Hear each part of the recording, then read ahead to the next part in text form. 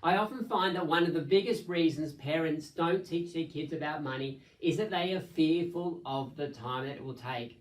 But the reality is the best type of financial education, the best type of teaching does not need to take a lot of time. It doesn't need to take a whole lot of formal discussions on a regular basis. It's completely the wrong way to approach it. In the webinar coming up on Thursday, I'm going to talk to you about how you can use everyday discussions to really give your kids the best financial education.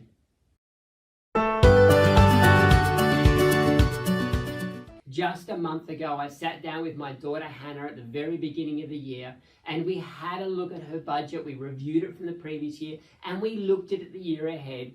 She's about to start a new and exciting stage of life, university. Having finished school and now readying herself for the year ahead, we know that there's going to be more expenses, more responsibilities, and hopefully more income as she takes on more shifts at her job.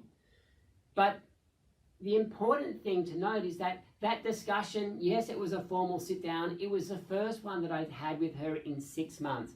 And even that discussion, it took about 10 minutes to get a budget sorted because she's been doing it since she was 16. And then the rest of the discussion looked at things like, hey Dad, why am I paying tax? Why does my payslip say I paid tax this month? I thought I had to earn $18,000 to pay tax. The other thing she had there was, they're starting to put money into superannuation. Why are they putting money into superannuation? So we could have a good discussion about those things. But it's important to understand that the everyday discussions are the really important ones. They're the ones that matter. And once you get the door opened and they know you're open to those discussions, 5 minutes here, 5 minutes there can have a powerful impact on your child's education. If we have a look at, here's a list just in the last couple of months of questions that Hannah has brought up. Now, this is just Hannah. I've also got Holly and Lockie who come up with questions on a regular basis. Dad, how do I budget for my formal dress?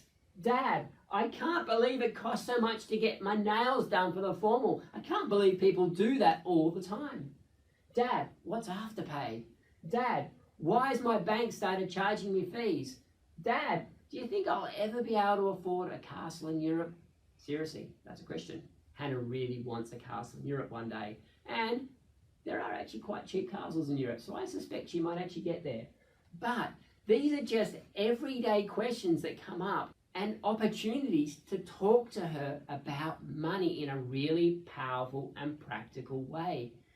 It's like when we decide we're going to buy a new car, all of a sudden we see that car everywhere.